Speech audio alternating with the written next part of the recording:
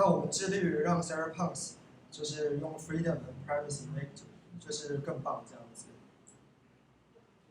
那我们的目标是要让大家更了解什么叫 privacy， 大家更了解什么叫自由，然后甚至是更多用密码学制造的东西，希望让大家更多的讨论。那我们现在在做的，可能很多人很熟悉了。那我们目前就是已经翻译了比特币白皮书、比特币的论文、以太坊的白皮书，然后就大量的在整理优化。虽然不是全部都是我翻译的，可是我们优化了不少，然后让更多人可以直接去学习。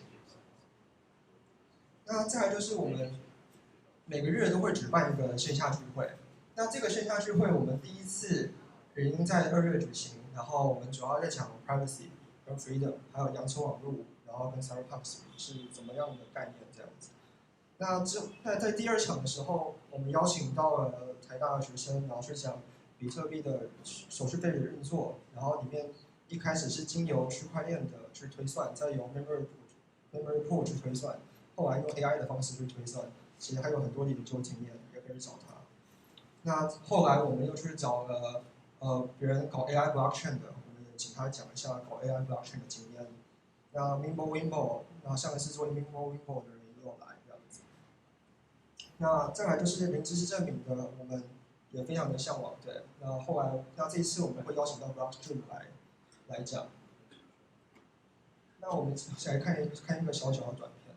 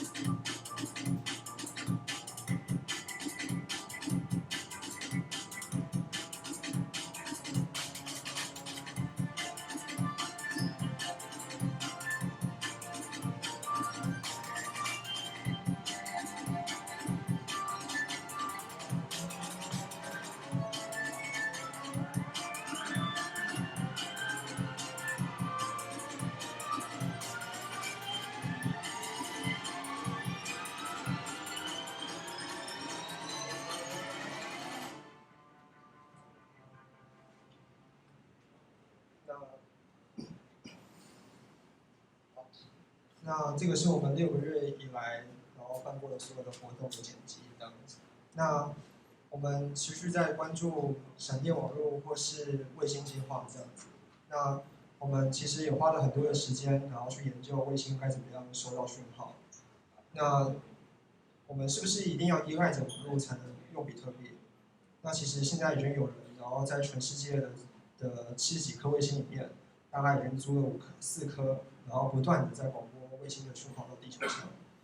那这个感觉就有点像是说，我们一直用 radio， 我们在听广播，而听广播我们还是需要机器去把它翻译出来，然后变成一个我们听得到的声音。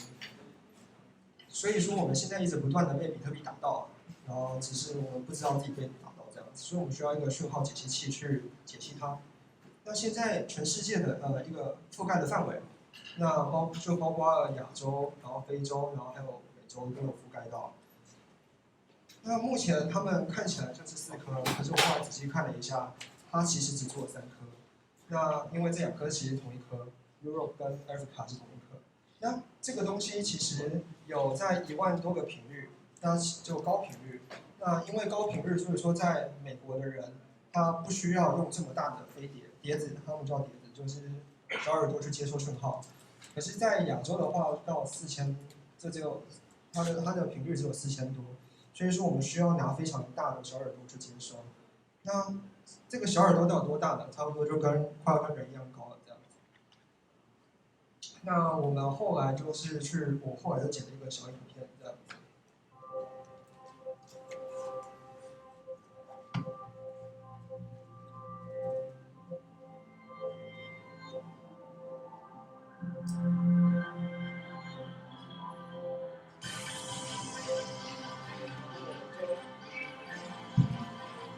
就一路从中华商场，然后一路搬到台北 Space， 然后总共200公里，然后38度的温度，我们一路走过去，然后希望可以在这20天内先赶快架起来这个讯号。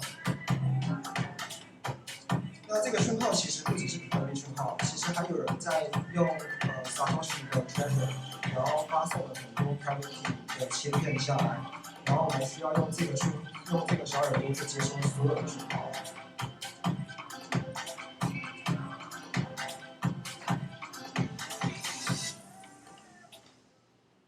那如果有任何人对卫星的计划有兴趣，也都可以一起参与我们去做一个 crazy 的 project。那这个是我们目前要收到的卫星讯号，那它目前仰角大概55度，那这几天差不多会延一下吧，因为最近好像会有台风，所以要改一下时间去搭建这样子。那因为搭建的需要铁架，然后我们也不用铁架，我们后来找到，因为他们在台北 Space， 他们里面很多是 maker， 那 maker 里面原本的创办人也都是 Google 的工程师，他们就是致力于用最简单的材料。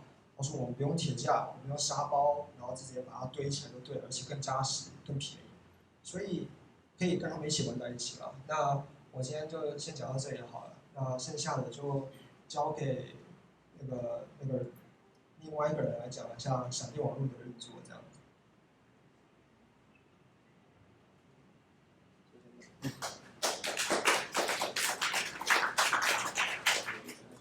Hello everyone, I'm Keiichi Kurimoto. I'm CEO of Naita Corporation. Naita is a Japanese technology startup, and we develop Lightning Network software. Okay, we develop both implementation of Lightning Network software following Blockstream, Lightning Lab, and Async. You can see our software on GitHub. This is the URL. Okay. Our implementation target is small, resource-restricted hardware. And we have made many contributions for RFC, Lightning Network specification, and we have made many feedback for other implementation. We also made a contribution for writing integration test. And we made Wireshark plugin. This is protocol analyzer for Lightning Network. So if you are a developer, Lightning Network developer, this tool is very useful. And this video shows our Ptarmigan software demonstration. This is Raspberry Pi Zero, very small hardware. terminal works on this board independently.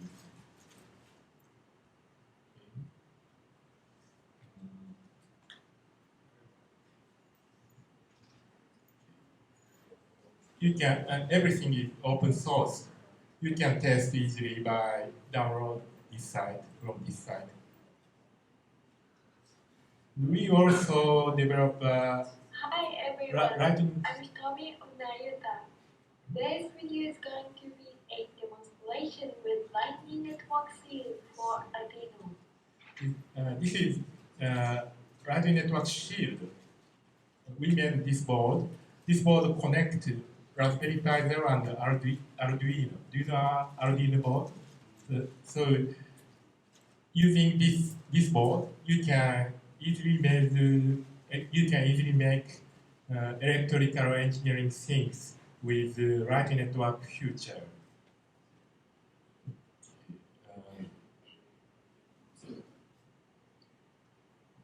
This is some demonstration.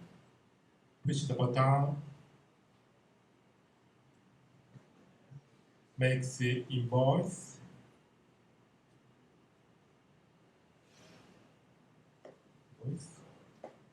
So then you scan by Lightning Network wallet, by camera.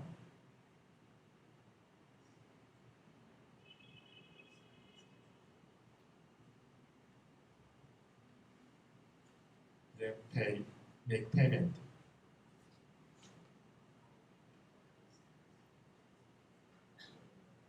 This is some demonstration, just flashing LED, but you can easily make many type of electrical engineering things. I set up this board, so if you have the Lightning wallet, you can try it. Thank you very much.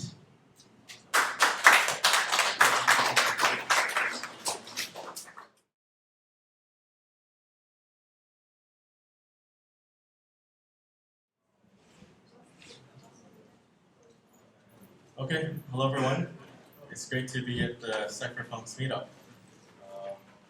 It's a pleasure to be here, and thank you to Po and Koji for helping set everything up, and everyone else too. So I'm just going to talk a bit about Bitcoin tonight. I actually, on the meetup, I think I'm supposed to talk about the satellite and about Liquid, but I also merged in my lightning talk that I gave at the Asia Blockchain Summit yesterday. So maybe it's going to be about 30, 40 minutes.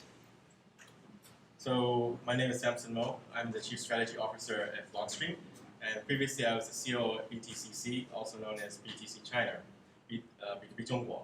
So it's was one of the largest exchanges and mining pools in the world, and it's since got bought by a Hong Kong company and it's kind of gone now. Before that, I was the Director of Production at Ubisoft, and I'm a Bitcoin enthusiast, and I'm known for designing hats. So the spy hats, those are my creation, and other ones too. So a little bit about Blockstream. We're a Bitcoin and blockchain infrastructure company. We're founded in 2014 off of a sidechains white paper. So it's all about extending Bitcoin and using sidechains. So we kind of productized our white paper and created the Liquid network, which I can talk about later today. So we are about 60, 70 people right now. We're very decentralized. We have offices around the world. We have one in Victoria, one in Milan, 2 in the Bay Area, and we might set something up in Malta down the road. Our CEO is Adam Back. He's one of the original Cypherpunks. He's also the creator of Hashcash. So we have our roots in the Cypherpunk community.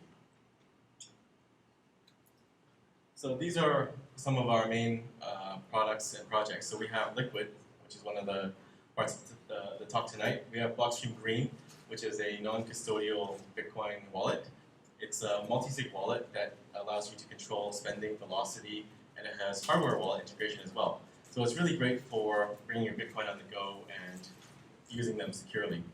So it's available on Android and iOS. A new desktop version is coming out as well, but we recently rebranded it. Originally it was called Green Address, and this was an acquisition we made in 2016. So we brought in our Milan team through this acquisition. We also have Elements. Elements is a blockchain platform. So this is where we do most of our R&D. So things like SegWit originally first appeared in Elements. But it is open source, so you can take it, download it, and build your own blockchain if you're technical enough. And Liquid is actually derived from Elements. So if you compile Elements, you can actually run Liquid. But it's all compatible. So we also have Blockstream Satellite. I think that's our coolest project, and a lot of people are very excited about it, and that's one of my talking points for tonight. And finally, we have the cryptocurrency data feed. This is a partnership that we have with ICE. ICE is the owner of the New York Stock Exchange and Bakkt. So what we're doing is we're leveraging our relationship with all the crypto exchanges. So we pull their API data, trading data, and we normalize it into one consolidated feed, which ICE then resells to their customers. So data is a really big business. So this is all going towards institutional traders and Wall Street players. So for Blockstream, we also contribute a lot to open source projects. So Bitcoin is one of the main ones. A lot of the founding team at Blockstream were actually Bitcoin contributors. But we have one full-time developer on staff just focused on Bitcoin. That's Dr. Peter Willa. And yeah, all of our projects are open source. We have Explorer as well. That's a Bitcoin and Liquid block explorer. This is open source, high performance. So previously, we're limited to just a few big explorers out there like BTC.com and blockchain.info. But Blockstream.info, which is the product version of Explorer, is actually getting a lot of popularity.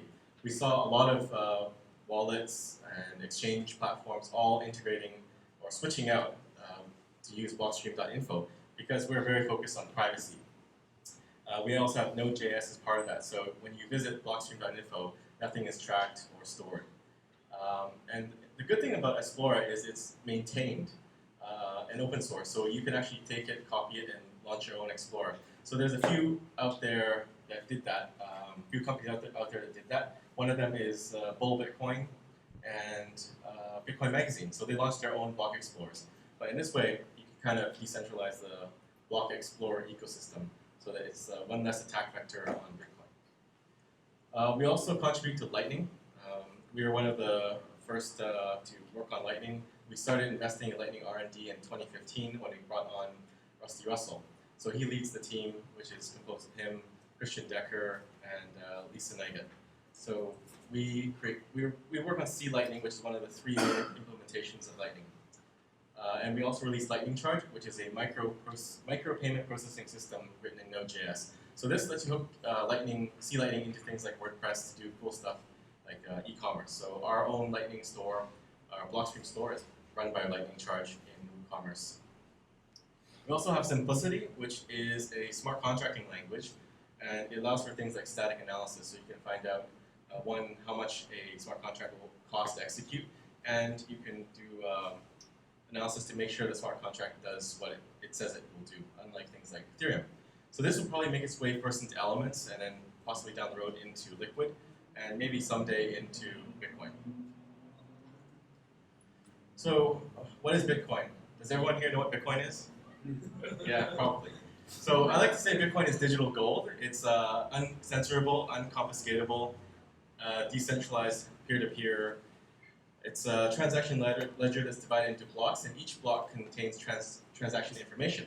So the important thing I want to point out here is that when we talk about the blocks on the blockchain, we're actually talking about space that is filled up with transactions. And these blocks need to be broadcast across the network. And that's kind of why we need the blocks to be manageable. Otherwise, first of all, you have problems with block propagation, and then second, you won't be able to run a node if the blocks become too big and you can't run high performance, high connectivity hardware. So newly mined blocks are written to the ledger, and it just becomes prohibitively expensive to retroactively change the ledger because we're expending energy in the form of proof of work to add blocks. So if you want to rewrite the last 10 blocks, you need to spend tens of thousands, hundreds of thousands of dollars. But the point here again is that you are adding these blocks to the blockchain, and that requires data. And this is all part of the Bitcoin network. So block propagation is also very important. Miners need new blocks to be broadcast as quickly as possible. So that's another reason why blocks need to be manageable. Slowly relayed blocks can be orphaned, so if you're a miner, that's going to cost you money because the block that you found could have been a valid block, but because it was slow, it might have been orphaned. Users and merchants and businesses want to stay up to date also on transaction history. If you're a small merchant, maybe it's not a big deal, but definitely if you're accepting Bitcoin for large purchases, like large payments, say a car or a house, then you definitely want to make sure that you're running a node and you've got the actual transaction and you can verify it yourself.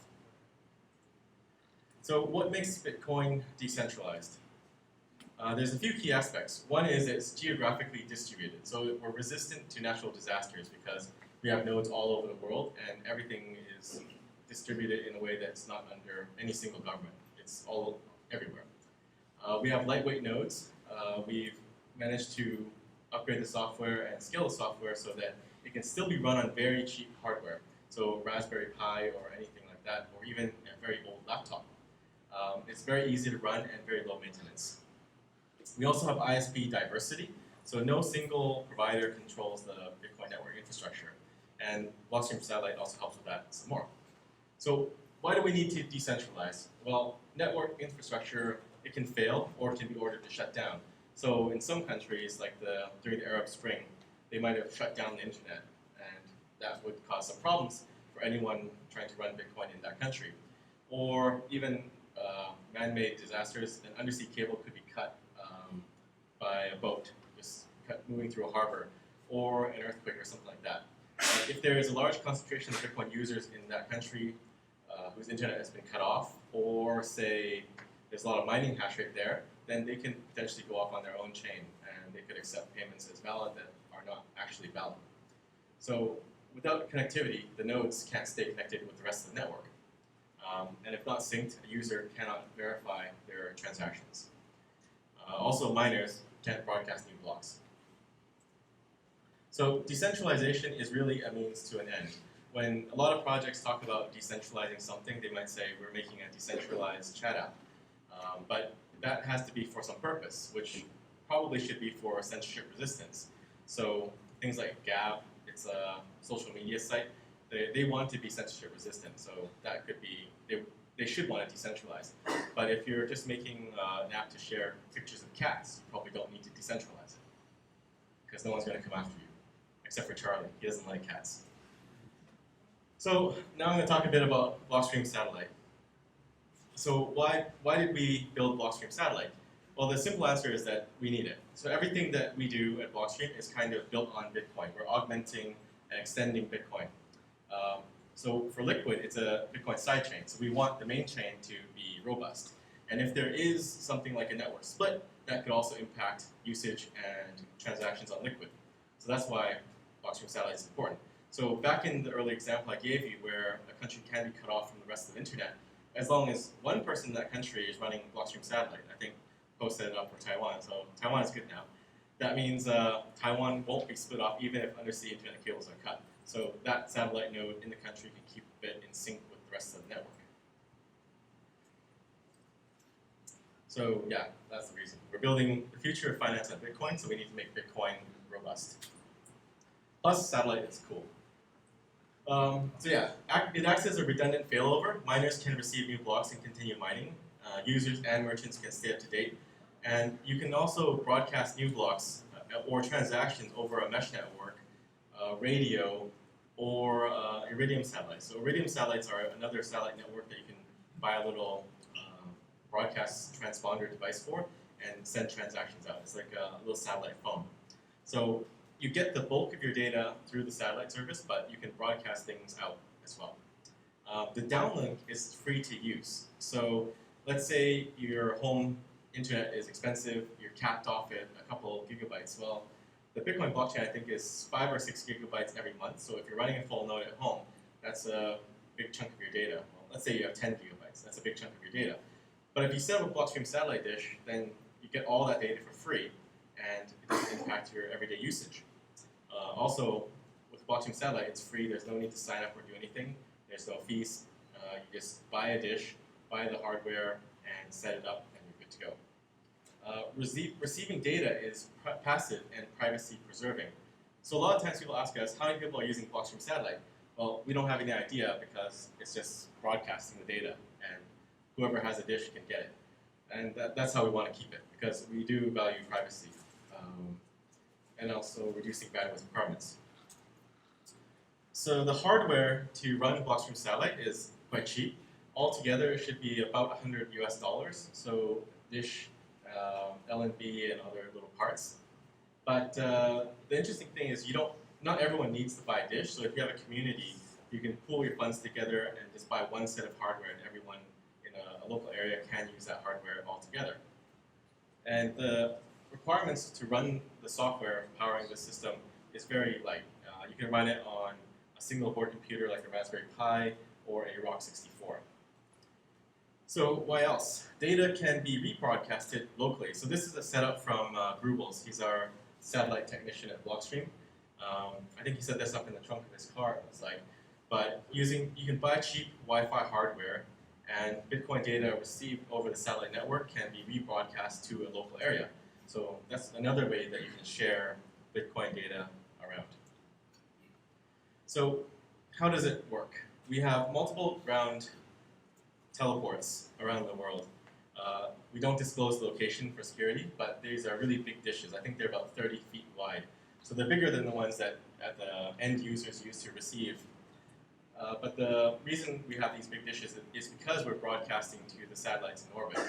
So these are very robust. I think there was a tornado in the US before, and it actually withstood the tornado, the hurricane, but it was actually some other little part in the building next to it that got knocked loose, and that caused a small outage for us. So the satellites are geosynchronous satellites. These are about 35,000 kilometers out away from the surface of the Earth, and there's 4 of them. But we get charged for 5 because there's 2 transponders on one of the satellites. So sometimes in the news you'll see there's 5, but technically there's 4 satellites, one with 2 transponders. So these satellites receive our data from our ground teleports, and then they're rebroadcasting Bitcoin data around the world. And these are in stationary orbit, so they rotate around the Earth. Basically, as we rotate, they rotate with it. So if you align your dish, your dish doesn't have to move. You just point it at one location. So we have global coverage right now. I think we're missing a very small part right around here that we plan to cover later. And ironically, that's where one of Bitfury's mining operations is. But we'll help them out and cover it later. But in general, we have most of the Earth covered. We originally started out with North America and Europe and some of Africa, and we later covered the rest of Asia in phase 2. So some people also ask, why don't we use CubeSats? It's popular these days to launch little CubeSats into orbit. I think Starlink just launched the first part of their constellation up. But I don't think that this is ideal for our use case. So what we want is for end users to have a very minimal set of equipment that's really cheap, but to interface with CubeSats that are not geosynchronous. So these things actually move around. You need more expensive satellite equipment that can track them. And they have a very short lifetime. They last about 1 year, and then the orbits decay unless you boost them, or just launch new ones to replace them. And that's fine for someone like SpaceX to do, but not really for us yet. But yeah, I think we also have a stronger signal because our satellites are really big, and they have really big solar panels, so we can actually broadcast a much stronger signal than, say, a CubeSat. Yeah, I think I explained this already. So Blockstream Satellite can also be combined with mesh networking.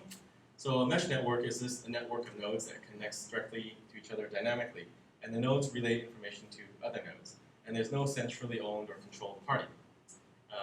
And this is really interesting. It's starting to pick up lately with things like Gotenna. So Gotenna is a company that makes these little devices called Gotenna Mesh. I think they sell for about $180 for a pair of them, and they can broadcast up to 3 miles. When I gave this talk, it was actually in Singapore, and I looked at the Gotenna map on Singapore, and you can actually see that you can broadcast almost right across the whole city, because there's a lot of them. I don't know what it looks like in Taiwan, but I'm pretty sure you guys can figure it out later. But we did announce an integration with Gotenna during Magical Crypto Conference, which is the best conference in the blockchain space. So we have this integration now with Gotenna, which lets you seamlessly hook a Blockstream Satellite node up to a Gotenna mesh network. So what that lets you do is send Bitcoin transactions offline from an offline satellite node and relay the transactions, and also act as a gateway to the internet. You can also broadcast the Blockstream Satellite API data. So we have this API service where you can send messages over the Blockstream Satellite for a few satoshis paid for on the Lightning Network. So those little messages can also be broadcast through the Gotenna mesh network.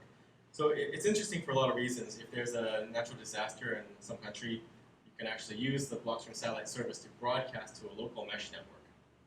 But there's still a lot of interesting things we can do. We're talking with Gotenna, but because mesh networks tend to be more isolated in heavily populated regions, we're trying to figure out ways that we can use Blockstream Satellite as a backbone to bridge these little mesh grids. So what's next for Blockstream Satellite? We're working on getting a bigger retransmit window. So right now you can turn off your equipment for about a day, and I think you can still keep in sync because we're rebroadcasting the blocks on a cycle. But we hope to get that bigger so that in case someone is knocked offline for maybe a day or two, they can still come back online and sync through the satellite service.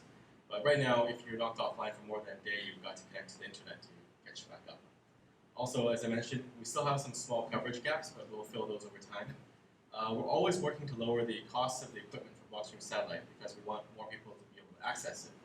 And we're also working on these little kits for sale. We'll probably put them on the Blockstream store, and then you can buy them and it's just ready-made.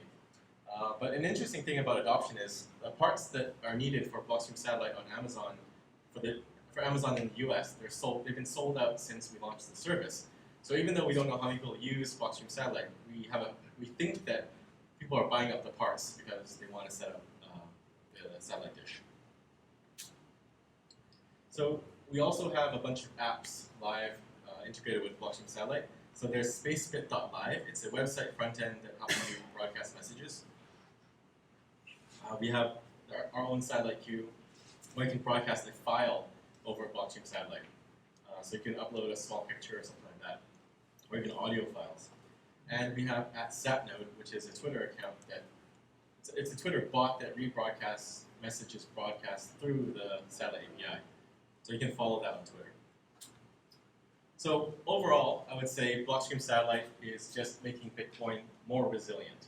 So we need to use Bitcoin for a lot of the things that we're building, and Blockstream Satellite helps to make Bitcoin stronger. So in summary, Bitcoin is no longer reliant on terrestrial internet. So even if there was some disaster and the internet goes down, we can still use Bitcoin over Blockstream Satellite, mesh networks, or even ham radio. Satellite infrastructure and mesh networking can improve privacy because now you can have a fully offline satellite node broadcasting stuff through a mesh network or getting data from a mesh network and pushing it out through another endpoint. And network disruptions are less impactful because now we can run around them. So let's see. I'm going to demo this thing. It's a phone number you can call to check the blocks. Check the block hash, 1833.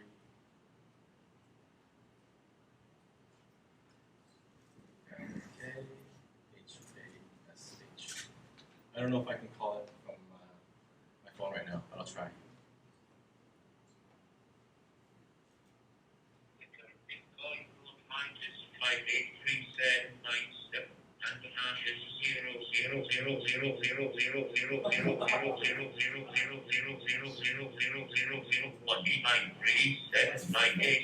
It goes on for a while. So the reason is, a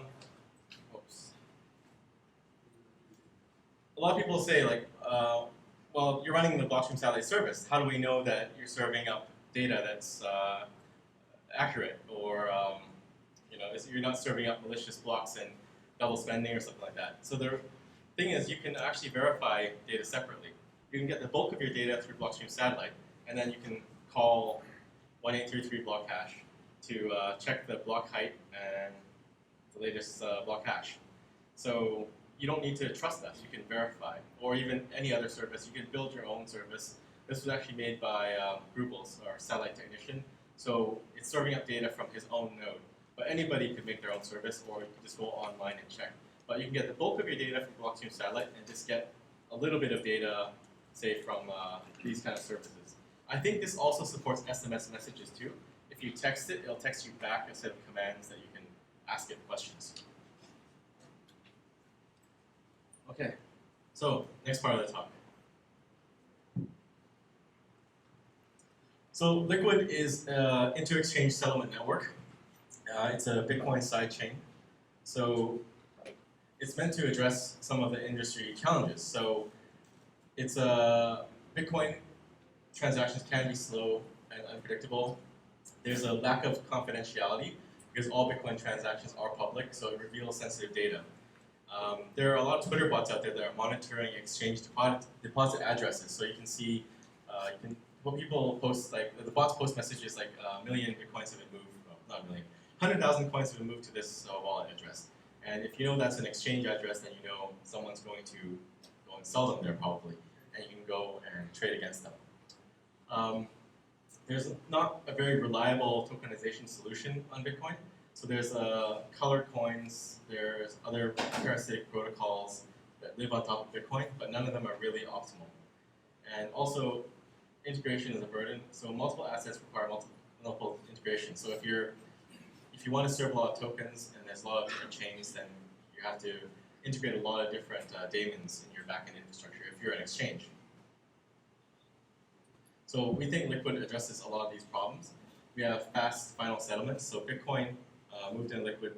Bitcoins are moved into Liquid through a peg, and once you're in Liquid, you can transact with 1 minute block times. And you have final settlement within 2 minutes, roughly 2 minutes.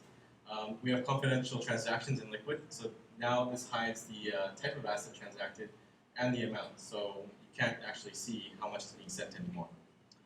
We have secure tokenization, so you can actually issue assets within the Liquid network, and it's much simpler because if you're issuing something, say on Ethereum, you have to write a smart contract first to create a token, whereas with Liquid, you're skipping that smart contract step and just issuing a token.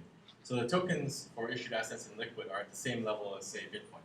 It's just another data type in the chain, native to the chain.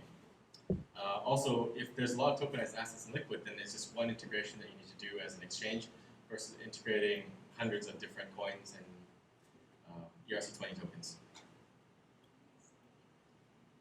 So Bitcoin is layer 1. We think that Liquid is a layer 2 solution, just like the Lightning Network. Whereas Lightning is more geared towards retail and consumer usage, Liquid is more geared towards exchanges and traders that want to move large chunks of Bitcoin around the network and quickly. So another question that we get a lot is, what's the difference between Liquid and Lightning? So settlement time for Liquid does take time. It's basically like Bitcoin, but faster and confidential. So we still have a blockchain, we still have block time, so it's 1 minute blocks, 2 minute settlement times, whereas on Lightning, it's instant transactions.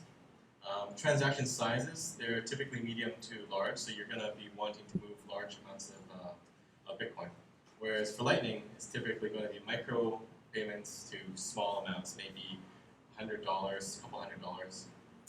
Transaction costs are going to be higher than, say, on Lightning, because our fee estimation in Liquid is based on the same calculation as for Bitcoin. So as Liquid usage rises, the fees in Liquid will rise itself as well.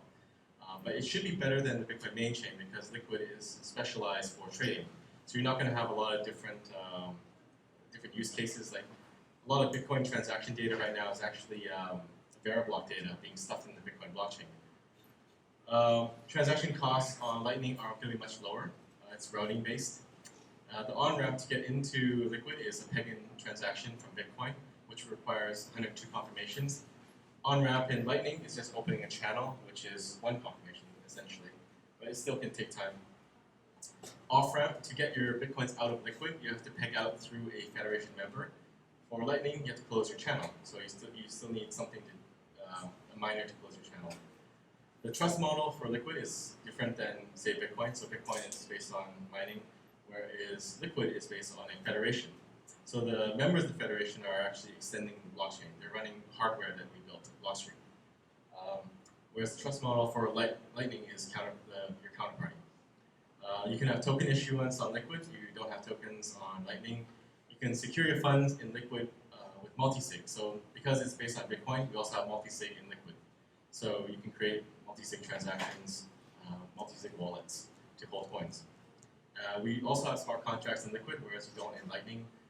And the other advantage is we can actually support Lightning on a Liquid asset. And for Lightning, it's chain agnostic, so you can run it on Bitcoin, on Litecoin, or anything. So this is what the Liquid Federation looks like.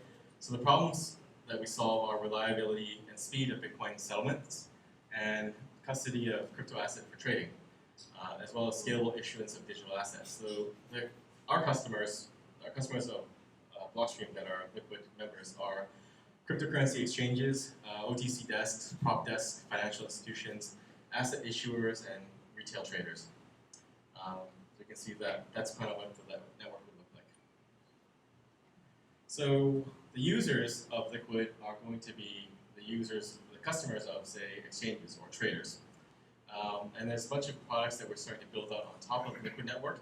So at Consensus this year, we announced Liquid Securities. This is a platform to issue security tokens in the Liquid network. We have Blockstream Green, which is going to support Liquid. Tether is coming to Liquid as well. Tether is multi-chain, so I think they launched first on Omni, then on Ethereum, a few others, and now it's coming to Liquid. We have SettleNet, which is developed by our partner Crypto Garage in Japan. It's an OTC trading platform, as well as other forthcoming third-party services. So for tools and infrastructure, we have Liquid Core, we have Green SDK, we have Explorer, which is the block explorer. We have an asset registry, so if you're issuing an asset in Liquid, you can register it with our asset registry. We have Simplicity coming soon, as well as a swap tool we announced, I think, yesterday or the day before. But this is just a simple tool to let you do single chain atomic swaps in Liquid. So we have LBTC, which is Liquid Bitcoin right now. Once Tether is issued in Liquid, you can actually create a atomic swap with zero counterparty risk in Liquid. So I can say I want to sell 1 Bitcoin for, what is the price right now? Let's say 10,000 Tether. Then we can actually trade without needing to trust each other. We just construct a transaction. I send you my ID to broadcast, and you send me yours, and then that executes on chain, and we're done. And we have Liquid Horse. We don't know who created this, but it's a website that lets you monitor Liquid stats. So Liquid members, some of the bigger ones that you might know are Bitfinex, BitMEX, SIX. It's the crypto digital trading arm of the Swiss Stock Exchange, Huobi, OKCoin, GoPax, and many others. We have also a bunch of trading desks in Liquid as well, like those ones there. And for infrastructure, we have one mining pool, which is pooling. So they plan to use Liquid to let their miners send their mined Bitcoin quickly to an exchange to sell. And we have some brokerages, wallets, and advisories as well. This is just breaking down the different segments. So we kind of have a nice vertical of every Bitcoin kind of financial company in the space. So for asset issuance, this is kind of a grid to show you the benefits of issuing an asset on Liquid. So we kind of check all the boxes for issuing securities, utility tokens, everything like that. Whereas something like Ethereum, it's you're missing things like Bitcoin-style multi-sig, as well as Lightning and resistance for forks. But the most important one is CryptoKitty congestion. We're immune to that. So for Liquid Securities, that's just the example of the UI. It's still being developed. We're planning to launch it Q3 this year. It's just managing all your different tokens and assets in one place. So you can do issuance, reissuance, compliance settings, all in one platform. There's an API as well. So if you're a consumer-facing platform like, say, TokenSoft or Bank of the Future, and you have your own interface and platform, you can hook into our API to manage Liquid tokens. But if you're a more advanced user, so I have a game company called Pixelmatic. We're doing a security token. we're actually using the platform directly because our guys are pretty technical. But yeah, you can configure who can trade the token and when, and you can create these rule sets with the Liquid authorizer, which is part of this platform. So it's pay per asset. Fees are charged on this platform. Fees are charged per issued asset to cover rule enforcement and usage of the management platform. So now I'm going to dive into a bit more about how Liquid works. So Liquid is a sidechain. So all the functionaries are running a functionary box. This is a piece of hardware that we built with a key isolation module in it. So it's essentially a black box. They store it in their data center. We don't ask them where they store the box. They just put it somewhere safe and secure. And this is what's extending the network. So there's no way that they can tamper with it or do anything. They can just turn it off if they choose to. And then the network continues as long as 2/3 are online. But blocks are created in 1-minute intervals. So they sign a block every minute, and that block will extend the blockchain. We're doing block signing, so it's a dynamic multi-sig something, I forgot the abbreviation. DMMS like Bitcoin. So it's not a DMMS like Bitcoin, which is basically mining. But that introduces settlement delays. So without having settlement delays, because we are signing the blocks, we basically are creating a block like on clockwork. So after 2 blocks, we consider a transaction to be fully settled. It is still technically possible to have a 1-block reorg in Liquid, but that's why we recommend having 2 blocks for confirmation, full confirmation. So how do you get Bitcoin into Liquid? You create a peg-in transaction on the Bitcoin main chain, then you wait for 102 confirmations, and then you can access your Bitcoin in Liquid. So you have your own keys for a wallet in Liquid that you manage, and you only really need the federation to peg out.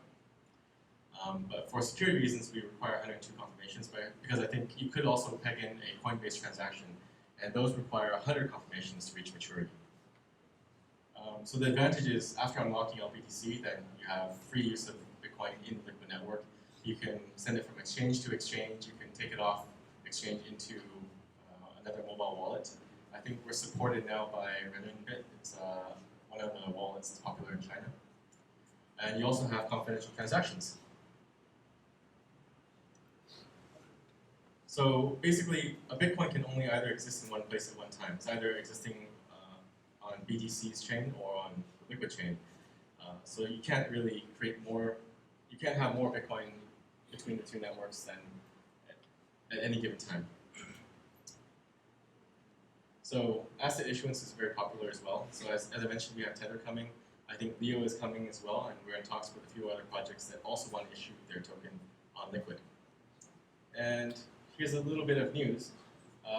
Liquid is now supported on Blockstream Green. So if you're using Android, you can go to the Google Play Store and get it right now. And it supports Liquid and Liquid assets. And iOS should be coming pretty soon. Okay, that's my second talk. How am I doing for time? Oh, 36 minutes. Okay. 10 more minutes.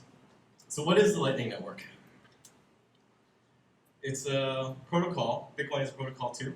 And Lightning Network is also a protocol built on top of Bitcoin. It's a decentralized network that enables instant private Bitcoin micropayments. So it's designed for payments, for buying small things, for machine-to-machine payments, or buying coffee. Transactions are still cryptographically irrevocable, and they settle permanently on the main blockchain layer. So how does Lightning work? It's built out of 4 simple programmable primitives. So these are things that exist in Bitcoin.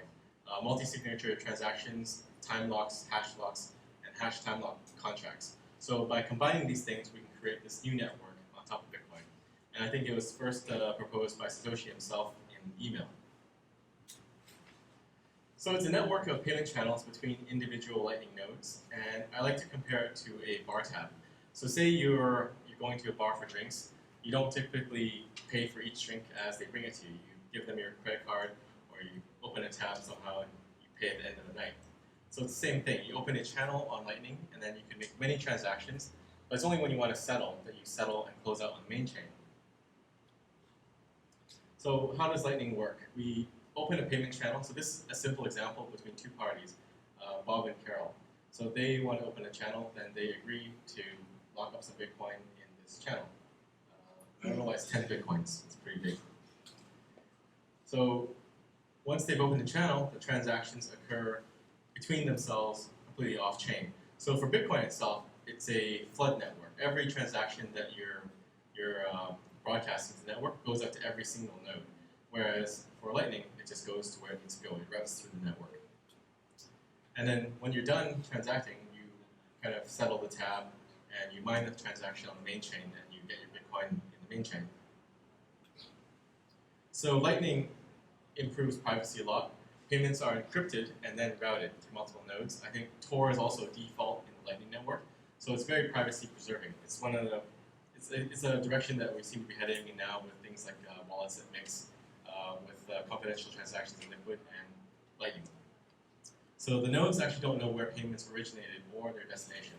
So it's when you're transacting on Lightning, it's actually much more private because no one can run some chain analysis tool to see where your funds came from or where they're going. So C Lightning, as I mentioned earlier, is our implementation of the Lightning Network. So all the implementations are compatible with one another. So Blockstream is C Lightning, LND is from Lightning Labs, and Async has Eclair. So C Lightning is written in C, that's why it's C Lightning. We're not that creative with names like Blockstream Satellite. Contributors, I mentioned earlier, Christian Decker, Rusty, and Lisa, as well as several other independents in the community. So there's actually a pretty big group working on C Lightning right now. The code is on GitHub, it's open source, anybody can contribute. So C Lightning, we think, is performance focused. It's suitable for large e-commerce sites. We've been dogfooding it for a good while on the Blockstream store.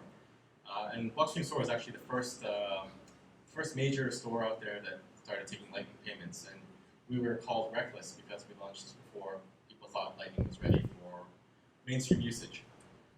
But C Lightning will scale with hardware. We've done a few tests. We have one test with a Xeon class CPU that can achieve 250 transactions a second. I think Christian Decker did another one that reached 500 transactions a second. But basically, the better your hardware, the more transactions per second for your channel. We're heading in the direction with plugins. So we want to be able to have users extending the platform with plugins. So they could write their own plugins to customize it. So you can have things like GUIs, backups, and autopilots all done through plugins. And it supports most programming languages. So you don't have to create a plugin in C. It's very lightweight. As everything we do, we want you to run this on a Raspberry Pi or old laptop and not have to buy some new and expensive hardware. It's also daemonized, so processes are privilege separated for better security. So what's down the road with Lightning? We think the biggest thing right now is improving the wallet user experience. It's a lot of wallets out there are still kind of custodial, but we're getting better. But eventually we'll have Bitcoin full nodes paired with Lightning wallets. But the most important thing is that the tech will just work behind the scenes. Right now, it still can be complicated to use Lightning. Automatic channel balancing for users is another big thing that will come down the road. I think automatic selection between on-chain and Lightning payments will be important too. So I think down the road, a wallet will just be a Bitcoin/Lightning wallet, and you'll just choose. Like if you want to make a 2 Bitcoin payment, you probably go on chain. If it's just a couple dollars, it'll create a Lightning transaction. Also, optional channel openings with change output. So you might make an on-chain transaction, and right now you might get a change output, but you could use that change output to open a Lightning channel as well. So you kind of optimize every transaction. Also, down the road, we can easily swap Bitcoin out of a Lightning channel to an on-chain payment. So, as I mentioned earlier, we can actually do Lightning on top of any Liquid network asset. So that means once Tether is issued and there's a lot of liquidity, then every Tether holder could technically run, Tether holders could run their own Lightning network using Tether as the base asset.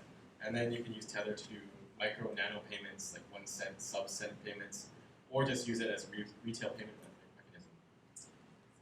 But yeah, it's pretty interesting what you can do with Liquid and Lightning. So down the road, I think all mobile wallets will just be Lightning wallets. I think it'll just be Lightning usage primarily, and then probably larger payments will be done through desktop clients. So I like to say that Lightning is a next generation scaling mechanism. So if you were at Asia Blockchain Summit, you heard Muriel Rubini talk about Bitcoin is very slow. It's only 7 transactions a second. It's actually, sorry, he said 5, but it's actually 7, roughly 7. Things like Ethereum Classic can go to 20. Litecoin is 56. PayPal is roughly 193. Other payment systems, I believe, like Visa, Alipay, are in the hundreds of thousands range. And then every time I go to a blockchain conference, I see some project calling themselves the next gen blockchain with 300,000 transactions a second. But that's not very impressive, because what's really impressive is moving value around, and transactions per second really only matter for something like payments. So for Bitcoin, actually, breaking it down to transactions per second as a metric is really misleading and somewhat dishonest. I think Bitcoin can do 400,000 transactions a day. And if you're looking at big transactions, like moving $200 million around, that's actually really valuable. You can move a lot of money with 400,000 transactions a day. But people that talk about TPS, they're probably thinking in terms of payments. But that doesn't matter, because Bitcoin has Lightning, and we can achieve up to 500 transactions per second per channel. And with Lightning, roughly right now there are 39,000 channels. If you multiply that out, you have a theoretical capacity of 19 million transactions a second. That's better than any of the next-gen blockchain projects I've seen out there. But that's just theoretical capacity. I mean, if you cut it down still to 250 transactions per second per channel, and you assume channel usage is a quarter, that's still pretty impressive. But the important thing to note here is that this 19 million transactions per second is the equivalent of a 3 terabyte on-chain block. So no matter how much the big blockchains go, they'll never be able to compete with Lightning. Also, it's important to note that Lightning allows us to beat every centralized payment system now, because we're based on transactions per second per channel, whereas something like Visa or Alipay, they're still a centralized system. They still have trouble getting past hundreds of thousands of transactions a second. So we've reached this inflection point where decentralized systems can outperform centralized systems. So how does this tie into things like the evolution of money? Well, Bitcoin, we often talk about it as being a store of value, but it's actually all 3 things. Money has to be all 3 things to be a good money. It has to store value, you have to be able to exchange it, move it around, and it needs to be a unit of account. But Bitcoin, because it is digital gold, it's just software and code, it can actually evolve along all 3 axes at the same time. So it's already a store of value. If you're not looking at daily volatility or weekly volatility, it stores value pretty good over 6 months to a year. It's a medium of wealth transfer. You can move hundreds of millions of dollars in the Bitcoin network every day really easily for very small fees. Like paying a $5 fee to move $200 million is unheard of for, say, assets like gold. But it's actually a unit of account. So for Lightning Network, everything is denominated in sats. So if I'm tipping someone, I'm tipping them in sats, 100 sats, 1,000 sats. If you're paying for pixels on Satoshi's place, you're paying in sats. So eventually, the unit of account will become BTC, but because Bitcoin and Lightning is a digital thing, we can actually use it as a unit of account at a smaller scale. Lightning also paves the way for a circular economy, because now we removed a lot of friction. The reason I think why we haven't been able to get a lot of Bitcoin adoption in terms of payments is because it's hard to get Bitcoin. You have to send money in a wire transfer to, say, an exchange. That's going to cost you $20 or something, luckily if you're on SEPA. But primarily, you do need to pay for a bank wire transfer. And once you send your money, you have to buy Bitcoin. Then you have to pay a withdrawal fee. You have a trading fee, withdrawal fee, and an on-chain fee to get it back. So you just paid a lot of money to get Bitcoin in order to spend it. But for, say, the Lightning Network, you can actually receive a Bitcoin payment on the Lightning Network without even first having Bitcoin. So people that want to earn Bitcoin can earn it without any friction. And it's instant too. You don't have to wait for an on-chain transaction or confirmation. You just get it and you have it. So I think Lightning opens the door for this circular economy. So I did make a prediction last year that we're going to see mass adoption of Lightning within the next 5 years. So hopefully this is how we get there. So another prediction I have is the Lightning Network will be how most people use Bitcoin in the future. As the block reward dwindles and goes to zero, well, on-chain transactions are going to become more expensive, and it's going to be for higher value transactions because block space is scarce and it's going to be expensive. But Lightning is free, so people will just transact and use Lightning as Bitcoin.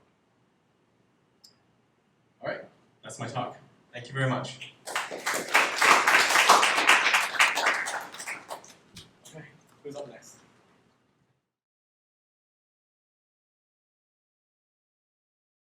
This is an AMA session, so from the audience, we ask any questions to either Charlie or Samson. I'm not really hosting anything, but if there's anything, I'll just maybe go with the mic, or someone else will probably help you with questions. So no questions about Libra, please. Oh yeah, yeah.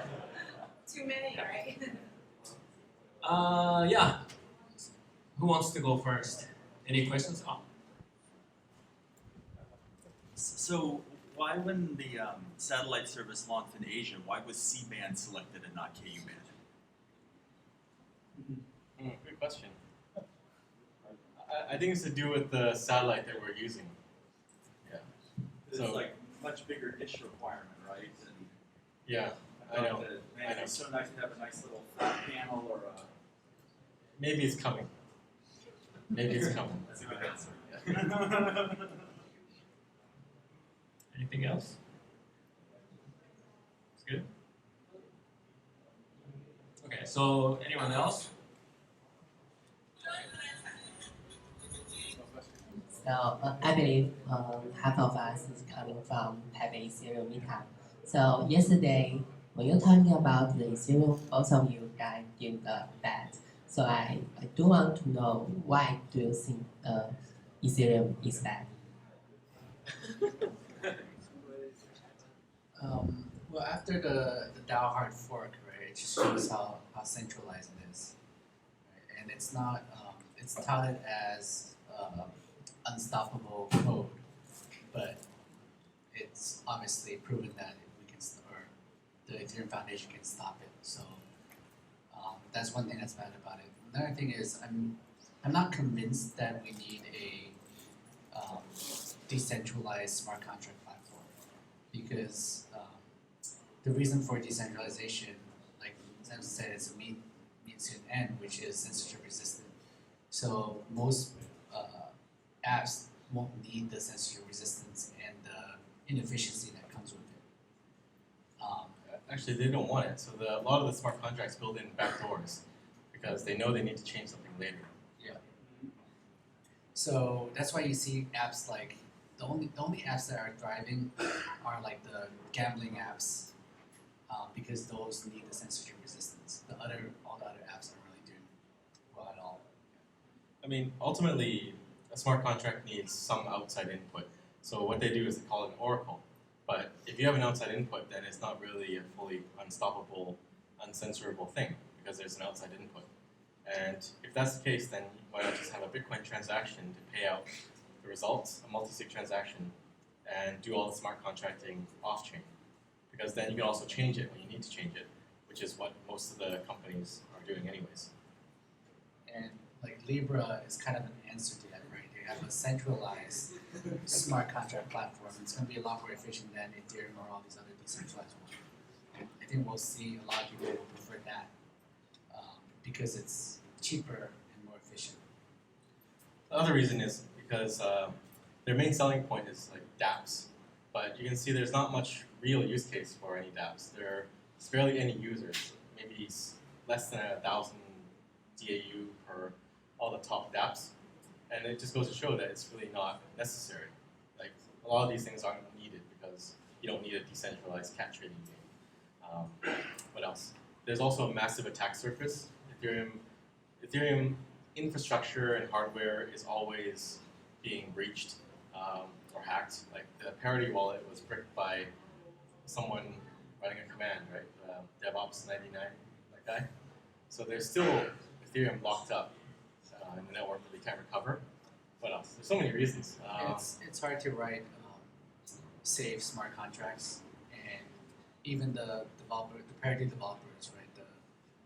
Those developers can't even do it correctly. So the developer of the wallet for Ethereum can't make a secure wallet. Let's see, what else is there? Smart contracts are mainly used to make tokens. That's it. And now we have Liquid. Yeah. Better. What else is there? They pre-mined 72 million Ether. So anything you buy now is just a drop in the bucket. Or mine now is a drop in the bucket. This goes on. Lots of reasons. By the way, there's an Ethereum meetup on the 6th floor. Right now? Yeah. Maybe you guys should go up and ask them. I have a question actually. With all that said, say for example here, Ethereum community is much bigger and more active, I would say, more Ethereum developers. And I think they did a really good job marketing their platform and getting people involved, right? And that's something the Bitcoin community might be lacking. Do you think there's any way we can do better, or it's unnecessary in your opinion?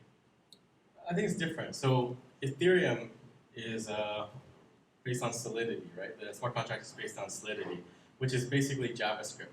So what it does is it draws a lot of web developers in that know how to create JavaScript apps. So it's this kind of thing that people can tinker with, and you can tinker with it, but you can't really tinker on Bitcoin. You're either a protocol developer or you're not, and the bar is much higher. You can't hack on Bitcoin because what can you do? Are you going to increase the supply of Bitcoin or what, right?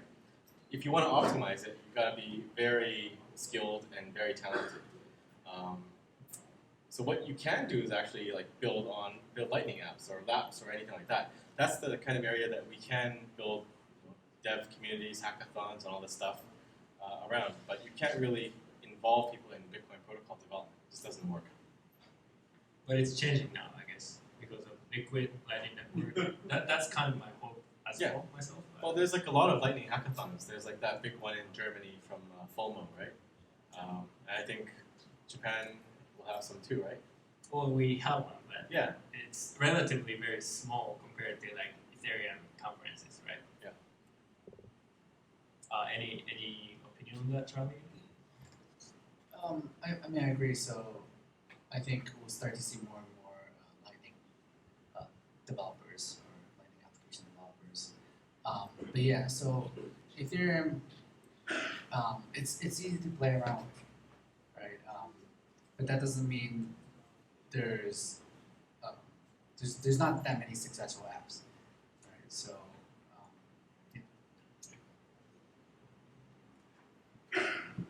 I want to ask, do you think the China miner centralization is a problem for Bitcoin? I have another question is, do you think China can block the satellite thing if we are trying to, because if China can ban internet, they can ban Bitcoin too. Yes, I'll take the second part first. So you can't ban a satellite broadcast. You can shoot down a satellite, but the satellites that we release are commercial satellites. So it's not just Bitcoin blocks that are going over our satellites. It's also like TV, news, whatever. So you could do that, but you might start a war with whoever owns the country that the company owning the satellite is in. Typically, people that want to restrict satellite broadcast, they restrict the hardware. So it might be receivers, dishes, things like that. They might be prohibited for sale. But you have to follow the laws of your country. Like, if it's legal, then don't buy it. Or you can't. Up to you. The other one is what, mining in China? What do you think? the question is Centralization of miners in China. It's unclear that, like, some people say like all the mining is done in China, right? But that's not necessarily true.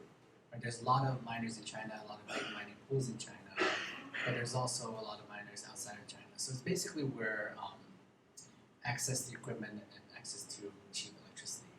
Right? I think we're going to see more and more, like, becoming more and more global. That said, with like the more centralization of mining pools, I think it's decentralized enough today. We haven't had real tests to see how well Bitcoin is decentralized, but I think it's good enough for today. I think it's going to get better over time. So I think it's well known that there's a lot of miners in China, but there's also a lot of miners in Russia and Eastern Europe too. I think there's actually a big chunk of mining being done in Russia. But yeah, overall, it doesn't really matter that much because each individual mining farm is still run by, say, a company or individual. There might be a lot of miners, but nothing will happen unless they get nationalized or something like that, right? It's still individuals participating in the network. They're still buying hardware and selling it when they're done. But it's a cycle. Like there's always new miners coming into the system and people to exit. I think mining is on a downtrend in China for I think political reasons. It's not favorable right now. It's going to take some time to ramp down, but I think it will ramp down over time. And electricity costs are actually cheaper in North America and other places than in China. China has certain advantages, which is the miners are manufactured there, so you have an ecosystem. You can buy them; they get shipped over really easily. The logistics is great. When you want to repair, you ship them back, and they get fixed in a day and sent back out. So that's one big advantage. But it's still, and also building mining farms can be cheaper also in China and faster to build. But if you build some infrastructure in the West, like say in the US or Canada, you might have a larger upfront capital expenditure, but you have cheaper electrical costs over time. And I think it's going to start to move out of China.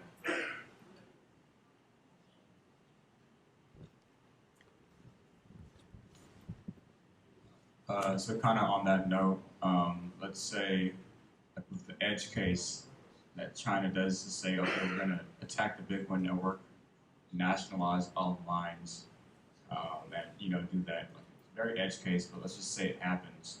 What does the Bitcoin community do to kind of get around that situation, or is it possible? It's possible. It's actually a good thing to think about, right? If China, the government says they're gonna take over all the mining pools or the miners and start. What kind of attack are you thinking of? Are you talking about 51% tax, or do empty block attacks? Let's just say 51%. So to 51% attack, they have to do something. Like they want to double spend, right? So does that mean the government's going to try to put money on exchange and then rewrite it? Yeah, I'm not exactly sure what happens after that. But well, let's say they do the empty block attack, right? They want to just kill Bitcoin ecosystem totally by mining empty blocks so that nobody can move Bitcoins around, right? So as a community, what would happen is if SHA-256 got overtaken by China and there's no way we can fight that anymore, then Bitcoin would hard fork to a different mining order. I don't think it's possible because it's really hard for any government to do something like that. It requires a lot of coordination and effort, and you could kind of see it coming. It wouldn't be some secret thing that just happened. There'd be some announcement. It'd be gradual and slow, and by the time they take over something, maybe that equipment is obsolete, and people have taken actions to manufacture and mine somewhere else. It's not a valid attack, I think. It's an extreme case. It's like suicide. Yeah, I mean they would have to spend a lot of money to do it. But the question is it would be fairly easy to reach consensus to hard fork to a different algorithm. And also they can kill Bitcoin, but there's going to be all these thousands of other coins like Litecoin and Ethereum other coins around. So they can't really kill all of cryptocurrency. So after the hard fork, China still have no miners, so they can start mining. Well, if you hard fork to a different algorithm, then the SHA-256 miners will not be able to mine that, right? So those become obsolete. Or what if they just ban mining and then the hash rate drop significantly? So the mining will go outside of China very quickly. And if the hash rate drops significantly, it will take a few weeks or maybe a month before the difficulty readjusts. It's kind of like the halving. If the halving really caused people to turn off the equipment, blocks will be longer, but after a while, we readjust and everything will be fine. But a lot of these scenarios are only bad if you think that they happen and happen instantly. So if there is a ban, it's not going to be instant. The difficulty won't cut by half. The difficulty won't go crazy because they're not going to take away half the hash rate instantly. It's going to be a very gradual process. Hello. I have a question. I'm Han from Thailand. So I have a question about the Lightning Network. So in the real now, the hashing rate of Bitcoin is quite high. Actually, it's quite possible to be attacked. But in the theory, so let's assume that everybody use Lightning Network, every exchange, every wallet. So that means there is a huge transaction on the Lightning Network. So let's assume it's in the future, not now.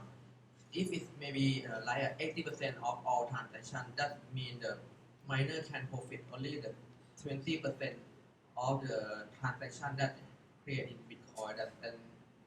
And it means the security in Bitcoin that on-chain transaction will drop off. So what do you think about it? Your question is if everyone's using Lightning Network, then what happens to the main chain? Many people use Lightning Network, that means miner profit less, and because the hashing it means security of Bitcoin. So what's happening? You still need the main chain for the Lightning Network. You have to open a channel and close a channel. So it's not like you can ignore. You can stop transacting on the main chain. So the Lightning Network transactions basically aggregate into an opening and closing channel. Right? So the money, the fees are still being paid to the network. And it's not like if everyone uses Lightning, the main chain will be empty. The blocks will be empty. It will still be near full. So the miners will still make money from the fees from the main chain. Yeah, and it's not going to, the Lightning Network, it's not going to suck away transactions from the main chain. I think you said, what if exchanges use Lightning channels, right? You probably wouldn't because Lightning is a hot wallet risk. The Lightning channel is still your keys are on an online device. So you wouldn't do that. You still want to have hot and cold storage with Bitcoin on the main chain or with Liquid. Yeah, Lightning won't pull away transactions from the main chain. It will be addressing transactions that are not possible on the main chain, like buying coffees or microtransactions.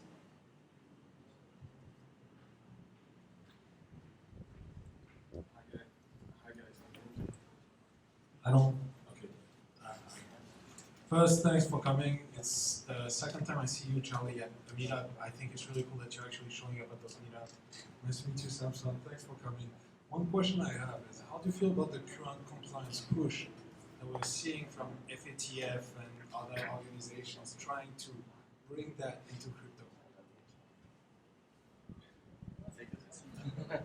Well, okay. So I used to run an exchange. You have to deal with the regulatory bodies in whichever jurisdiction you're in.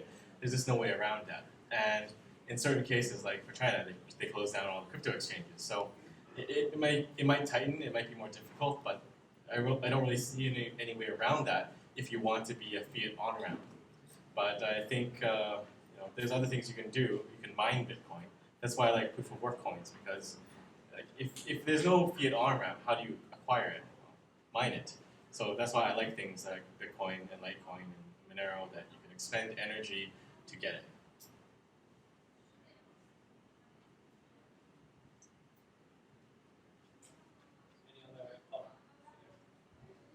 I want to ask a question. Since you brought up the censorship problem, I want to ask you,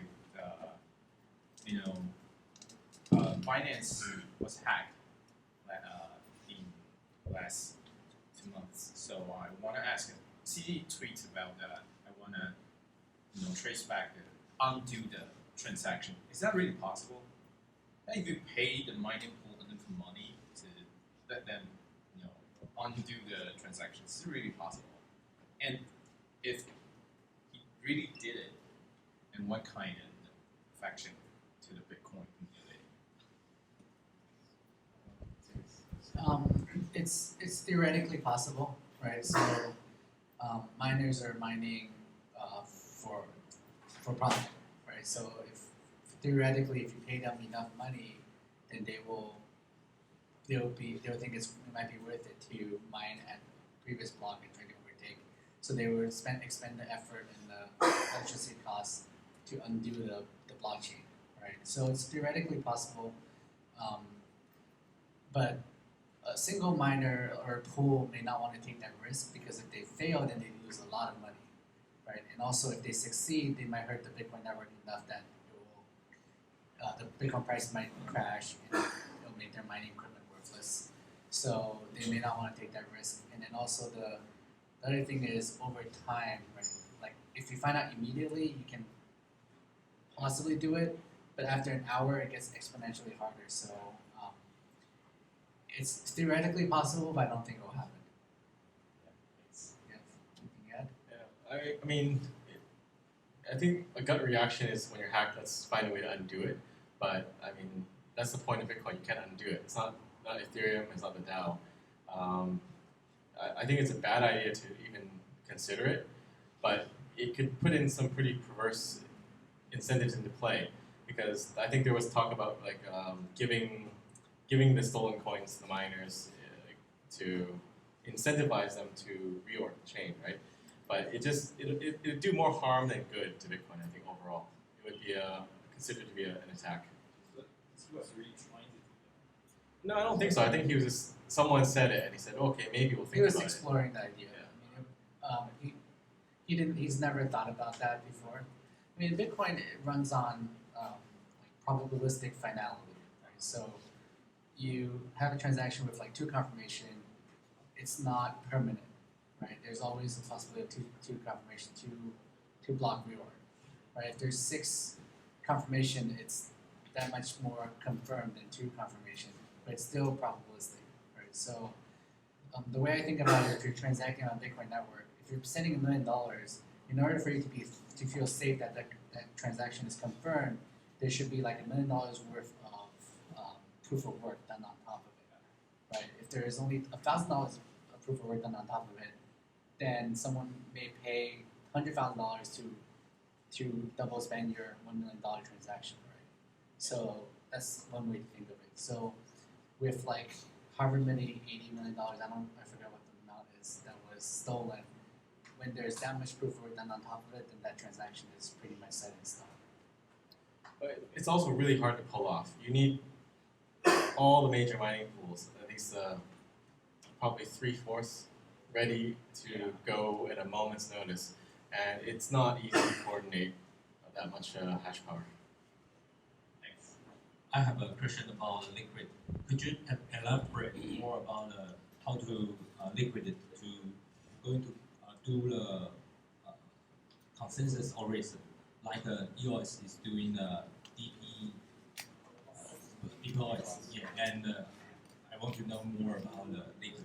Yeah, so it's just a federated signing model. It's a round robin. Every federation member takes turns creating the block template, and then if 2/3 of them sign, then it's a valid block. It's a centralized shitcoin. Yeah, thanks. So how do you choose the next one to validator to sign the block? So one of the members will propose a block, and then the other ones will sign it if it's a valid block. So it's randomly. It's like I think it's random. I think it's random. So when there is a book called The Nationalization of Money several decades ago, and today when we look into the crypto world, that is actually exactly what we have.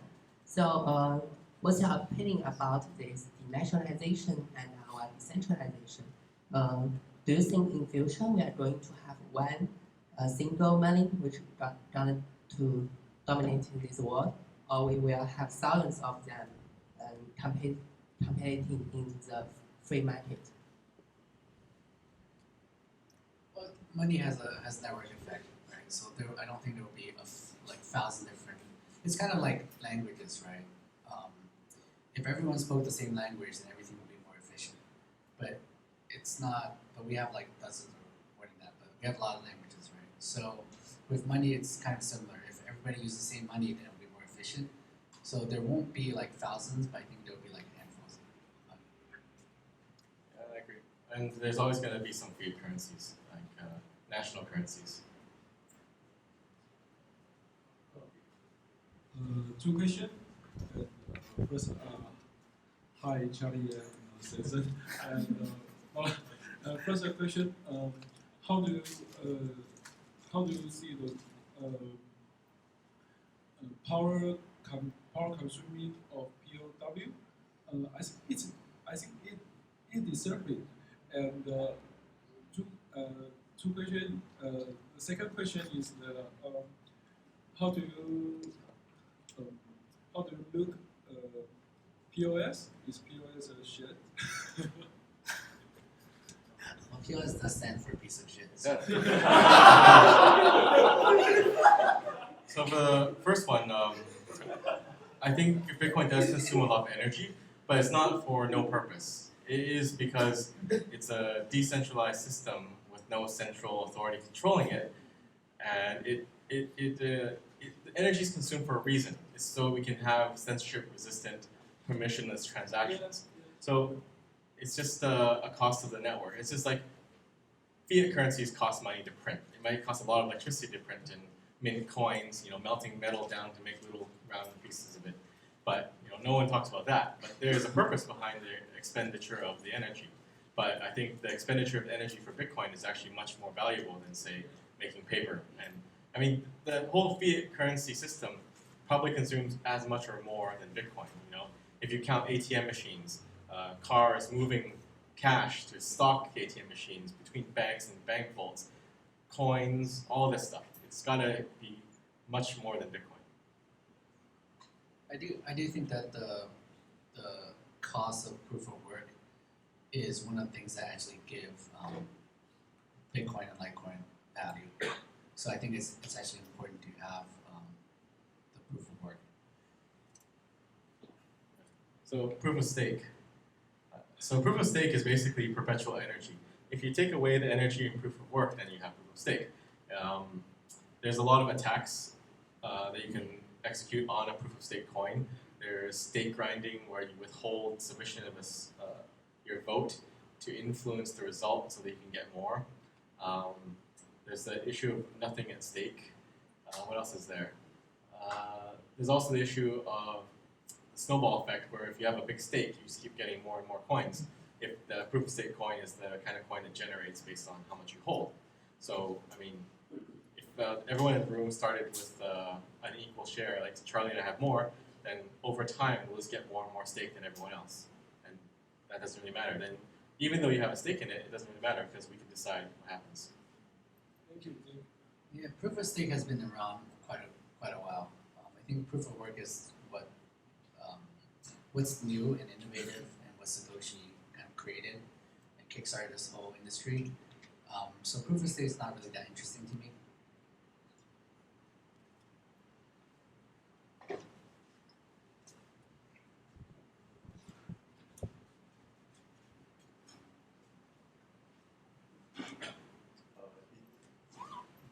Is there a way we can measure or quantify decentralization, like how, like the miner, developer, wallet, exchange, or maybe also coin distribution? So is there a way to think, like how we can just decide if Bitcoin is decentralized enough, and how it compares to other coins? Well, I think decentralization is a spectrum, and it's hard to quantify.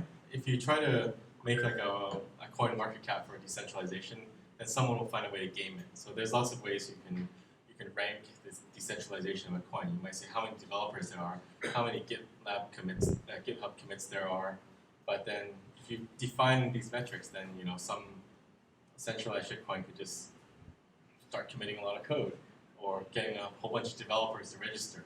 So it's definitely hard, but just take a look at it and evaluate for yourself. And there's obviously centralized coins like Ripple and Stellar. It's basically a company that has a coin. And then towards the other end of the spectrum, we have coins that are proof of work, that were fair. There's no pre-mine, and anybody can participate. For the other part, like distribution of coins, I don't think that's something that you can really solve. It's just with technology, there's always going to be an early adopter in any technological system. And you could always give everyone in the world some coins, but then that's not very valuable, is it? There's, it's hard to say, is it decentralized enough, right? What is enough? It's never going to be perfect. Jackson Palmer, the creator of Dogecoin, actually created a site a while back called, I think the domain is arewedecentralizedyet.com. I don't know if it's still running, but it's pretty interesting. He like tries to show like how decentralized each coin is based off of just his like heuristics. And he's trying to say that we're actually not very decentralized. But if the site is still up, you guys can go check it out and see. It's fun to look at, but it's not that useful. Like Samson said, you can just easily game the calculations. One day, like 60, 70 years in the future, when Charlie's dead, Litecoin will be more decentralized. True. Actually, I have a question about that. So, I don't know about decentralized. No. That'd be sad. So the question I have is some projects like Binance Dex. So it's now Binance Coin is very centralized. It's a coin issued by the company, but they're trying to create a more Dex or decentralized platform eventually, right? And Libra is saying kind of the same thing. Start off as a federation, but eventually trying to be permissionless. Do you think it's going to be possible? I personally kind of doubt it, but do you think that scenario will be possible? Like start off as a more centralized things and then eventually going to be more decentralized somehow. Maybe like, do some trick for distribution or voting. What's your opinion on that? It's definitely possible. I mean, Bitcoin started out more centralized because there's Satoshi around telling people how you like changing code and changing things, right? And after he left, it became more decentralized. So it's definitely possible in that direction. And like Samson was joking, when I like step away, Litecoin will be more decentralized. Yeah. So I think if there's still a company managing it, it's not that decentralized. You can do a lot of things. A lot of projects out there engage in what I call decentralization theater, which is they do a lot of things. They, like for example, Libra, they establish an outside foundation, but is it really an independent foundation? If they suddenly said, yeah, we're not going to have KYC on the wallet, right? Can that actually happen? Will they actually do that? Or will they replace the directors? Like, it's really translucent on what would happen in those cases. And then there's other things you can do to pretend to be decentralized, like, I don't know, just like find a lot of projects and use cases out there and like, seed them, give them money, and have them build more of an ecosystem. But there's definitely a lot of things you can do to pretend to be decentralized. But there's also, like your other point was, like, can a centralized system become more decentralized? Probably it's possible, but for something like Libra, I don't think they can do it because of how they architected it. It's going to be a big tech conglomerate that's running it forever. It's also a degree of decentralization, right? Some people think like with 21 nodes, it's decentralized enough. And Libra, let's say, has like however many nodes, and they think that that's decentralized enough. But it's still like, to me, it's still very centralized.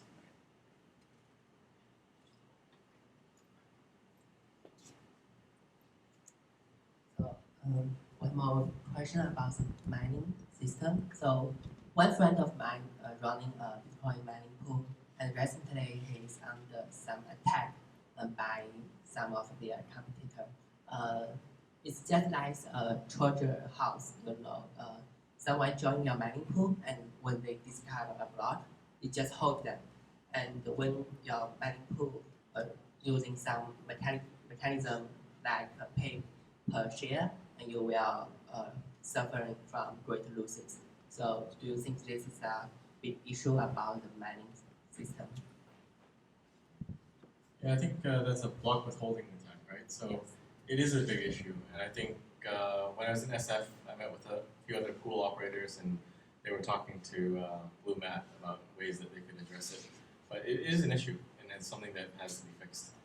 Big pools can attack smaller pools, and big pools also have a better advantage over the smaller pools. that only affects it if you're doing paper share, right? If you're doing some other. Well, if you're doing PPLNS and you don't get anything, you might leave the pool.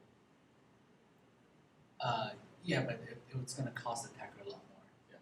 If they withhold the block, they don't make any money, right? So if it's PPS and then they do withholding attack, it costs them nothing, right? And that's why this attack is dangerous. Is there a way to like somehow encrypt the data so that the miners don't know if it's the actual? Yeah, I think that's what they're talking about. Like home roll. Yeah, that's actually what they're talking about. Yeah. So I think there are solutions that's possible to make it so that the miner itself doesn't actually know that the share they found is a winning block. They're just doing work and they don't know what the work is actually. But I don't know the details. I think the other thing is every pool should be PPLNS, not PPS.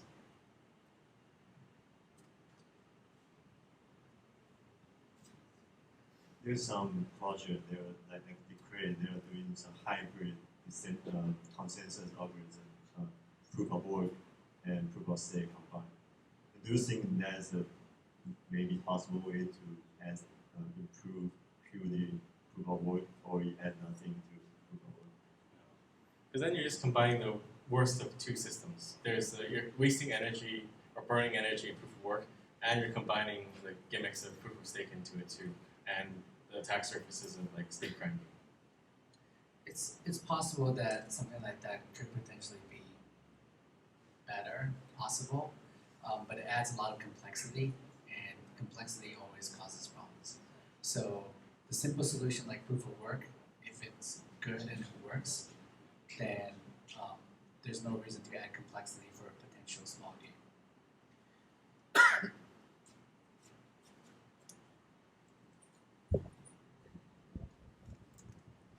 How do you think about quantum computing can generate all the Bitcoin address and Litecoin address just only for 5 minutes or maybe in the future, right? Quantum computing. What about it? Generate all the Bitcoin address to brute force all the address. 256 bit address. So I don't know. Is that a real threat today?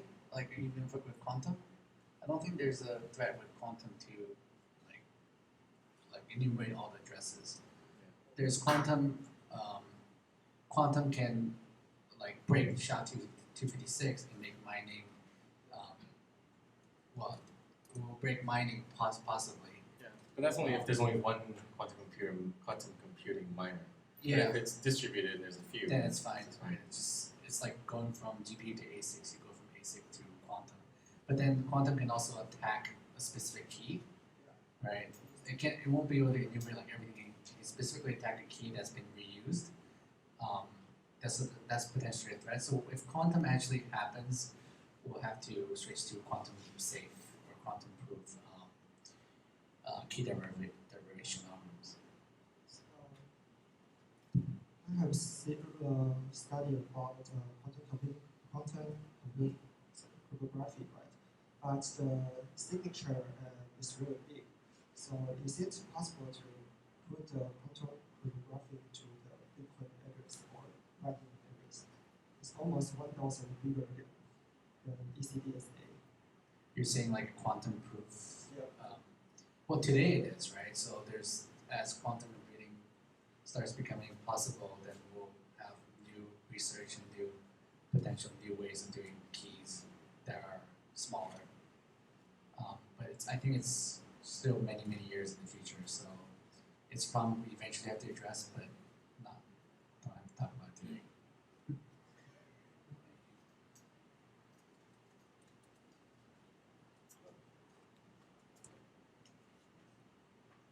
It's out of battery.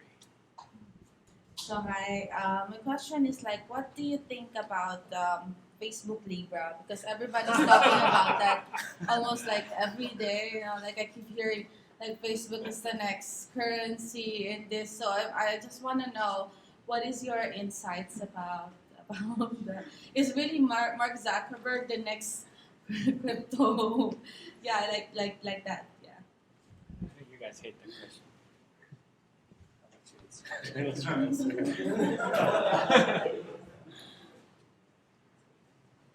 Well, Facebook Libra it's not a cryptocurrency, so I don't think it competes in the cryptocurrency space.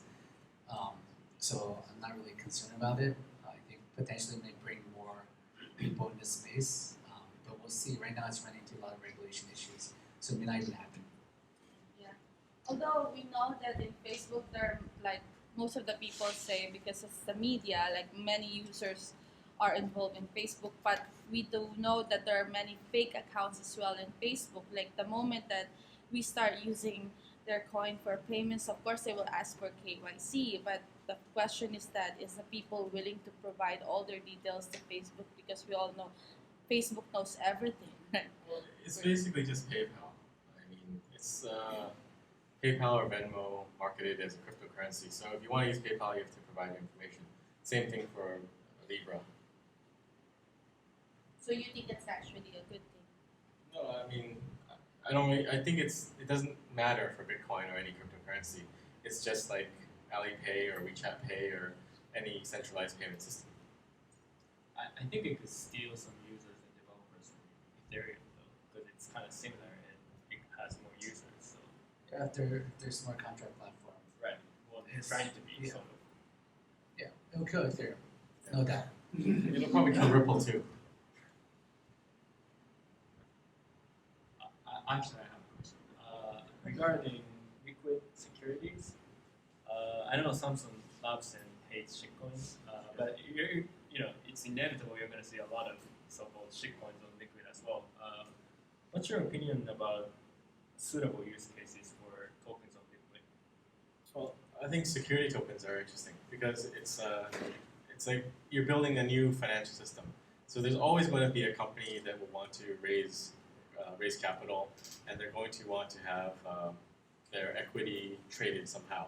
So it's just a token that can be traded on a crypto exchange now. You're plugging into a pre-existing ecosystem that is 24/7 availability. You can self-custody tokens yourself, and you can do interesting things like you can do a smart contract payment. So if you want to pay a dividend, you can do that with multi-sig transaction in liquid. So basically tokenizing traditional stocks or securities, right? But that also comes with a lot of restrictions, like you can only accredited investors can invest, or you cannot move to this address and stuff like that, right? And that's, I don't know. So I'm generally kind of skeptical about the benefits of STO in general. So, I mean, well, I think we're still a ways away from mass adoption because, like you said, there are barriers to doing it. You can only raise from accredited investors. But I think a lot of the platforms out there will make it easier for accreditation. And, I mean, the other way is that you sell to anybody, any retail buyer, but that comes with risks. So the question is, do you want to go down that path, take those risks, or do you want to do it in a regulatory framework? And, contrary to what many people think, it's actually not that difficult because I'm actually doing it for Pixelmatic. To do a Reg D or Reg A filing is quite easy. It's just, do you want to follow the regulatory framework or not? I actually have a question for you, Samson, about Liquid. So what are the actual risks of Liquid? Like, is it possible to send Bitcoin in and create 2 LBTC? Is it, like, are there risks of people getting attacked in the Federated? Like, manage to get like 5 machines and they would attack the network. What are the risks? Yeah, so that is a possibility, but I think that would be similar to like miners colluding to do a reorg or a rollback of the Bitcoin chain. So because it's secured by these boxes distributed around the world, technically yes, you could do like a Mission Impossible or Ocean's 11 type thing where people access the boxes, but they have to do it all at the exact same time. And yes, that is an attack vector, but it'd make a cool movie if it happened. What can they do if they manage to do that? They can penetrate the boxes, access the key material potentially, and sign a transaction, moving funds out of the network. So they can steal all the LBTC in the network, and that's the risk. Potentially, if they breach the majority of the boxes simultaneously. I have a question on next week launch with Buffett. What does Charlie will ask to the Buffett? you go. Oh, it's on July 25th. You're talking about the Warren Buffett lunch. What's your question? What I want to do? He's gonna sell Litecoin. So I think Warren Buffett's mind is made up about crypto, and nothing I say would really convince him, or nothing anyone says will convince him. I don't think. So I'm not going to lunch to try to convince him that Bitcoin is the next best thing. Just gonna talk to him about whatever comes up, right? If he wants to talk about crypto, we can talk about crypto. If he wants to talk about stock, we can talk about stock.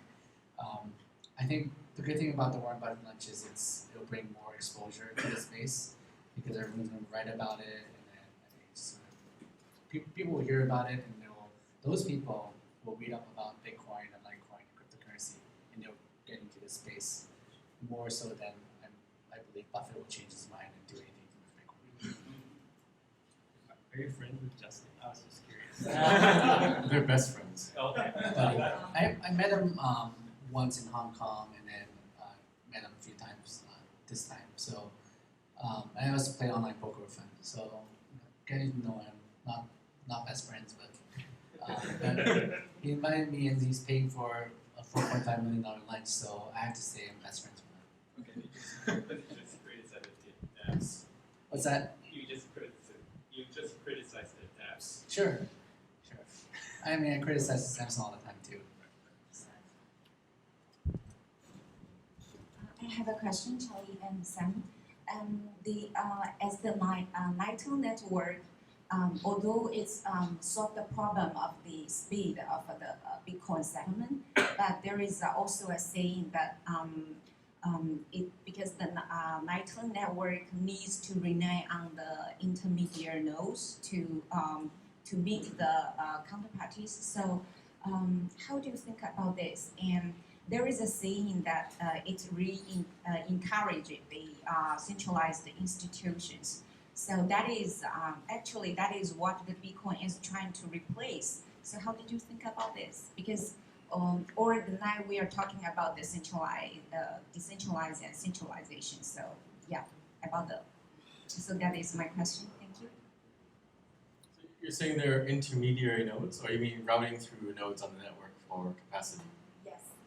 Well, I think, so I think maybe you're thinking about someone criticizing Lightning because it's not able to route large payments. But it's designed for small payments, and as the value of Bitcoin goes up, that kind of increases, right? So if you put in, half a Bitcoin now, it's worth a couple $1,000s, but maybe in a couple of years it's going to be worth 10 times that. So that will deal with some of the capacity issues, but that's just like a fiat-denominated capacity issue. I think the use case is for small payments, and there are no issues with routing small payments through the Lightning network.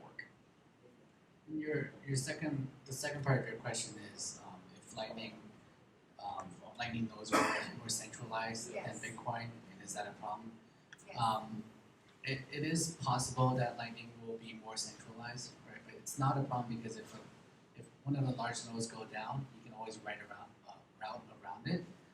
So I don't see that being a problem. And also, Lightning works a little bit differently than Bitcoin. So the kind of the security and centralization of Lightning, or decentralization of Lightning, could be different or less than Bitcoin, but that's okay, right?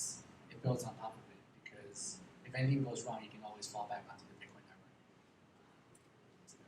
network. So you don't have to connect to a big node. I think that's one of the big FUD pieces that people threw out there, that it's a hub and spoke model. You're going to connect to like a bank Lightning node, and everyone's going to all connect to that. But that's actually not the case. We actually don't see a lot of these centralized hubs on the Lightning Network. If you look at the topology, it's very distributed. And like Charlie's saying, you can always route around any centralized node if there is a centralized node. In fact, for the Blockstream store, when we show the Lightning node selector, we actually don't show our own node. We show other high-capacity nodes that can connect to us. So if people want to shop on our store, we're saying go connect to someone else and then route through them to us. Maybe 2 or 3 more questions.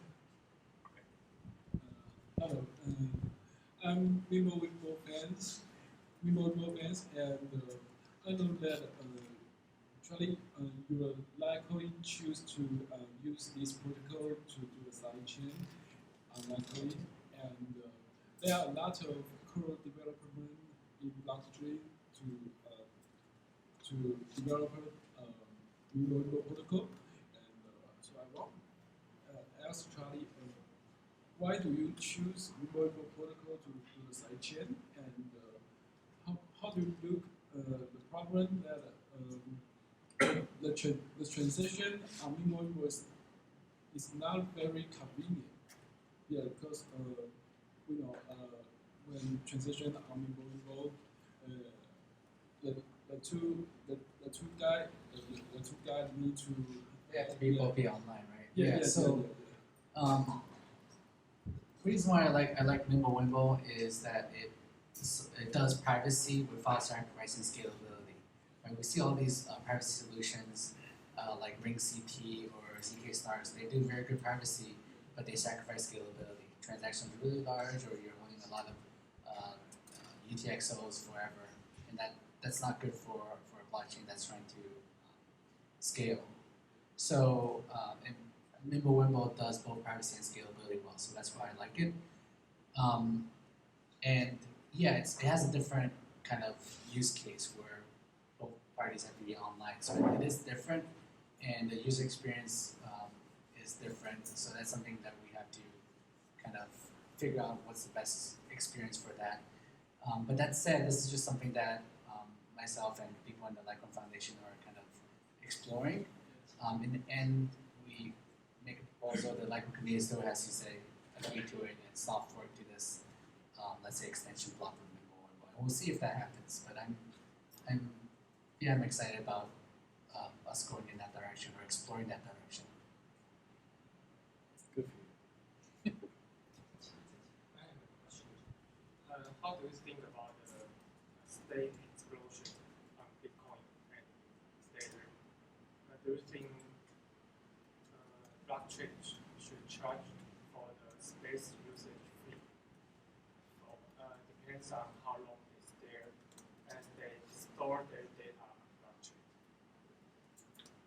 I didn't catch the question. State explosion? Is that what you're saying? Yeah. Like that affects like Ethereum, right? Yeah. What state explosion? Just having too much data stored in the state, and then should people be charged for that data? Okay. People pay once and their data stored on the blockchain forever. Yeah, and that's why both Bitcoin and Litecoin aren't like saying you should store everything on the blockchain like BSV or Ethereum, because it doesn't make sense, because you can't charge them enough money because people are putting like the whole like Wikipedia or dictionaries or whatever, like everything onto like, for example, BSV or Ethereum, and that just, it doesn't scale, it doesn't make sense, the incentives aren't aligned. So I think it's very, it's bad.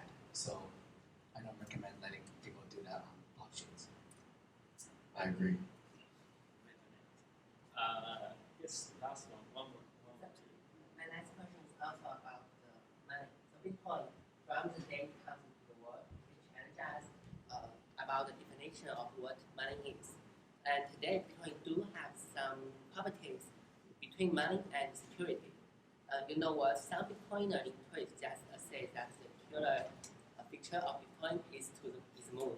And in the white paper of Satoshi, it says that Bitcoin is a peer-to-peer payment system. But in your slide yesterday, you just mentioned that Bitcoin is a value storage protocol or something like the digital gold. So my question is about money in the future. Will it be different from what we've used and seen today? I think the white paper says cash, not payments, right? So what is the final question? What is your? So, some feature between the money and security will be a part of the future of money. So the future of money is not a stable coin. I don't know exactly what you're asking, but I think I'll still try to answer your question. So today, like Bitcoin, Litecoin, they're a good store of value, but they're like it's not necessarily like a very good payment network today, because the price is so volatile, and block times and then fees are high, but it's important to build the base, which is a good store of value, censorship resistant money, and then while that's good, then over time we're going to build a much better payment network. So in the future, it can be both a store of value and a method of exchange, or a good store of value and a good method of exchange. Does that answer your question? And I think the volatility will go down over time. Okay, last question. Last question. Sorry. My final question is, I know you're both not playing on a smart contract platform, but besides like security or like real asset, or like, I mean, do you think there is some solid usage or value censorship resistant smart contract platform? Because like DAO, like the organization on chain, so you can use token to represent voting rights, or you can like decentralized finance now on Ethereum, so you can use a token to represent the native derivative from native coin, or lending like debt or something. So it represents some value on chain, not outside of the chain. So do you think it's a value way for the token or the smart contract? So I do think there's a place for smart contracts, but it's not on Ethereum and how they designed it. I think it'd probably be on Liquid or on Bitcoin, using things like simplicity. Because you still have to have an outside oracle for source of truth to execute on a contract. So there's no reason to have it fully decentralized in the way they have it, where the whole contract is in the chain and it's copied everywhere and replicated. So you can just have a smart contract living somewhere else, and then have, I guess, the output of the contract in a Oracle tree, and you pay it out through a multi-sig transaction, and Oracle feeds into that.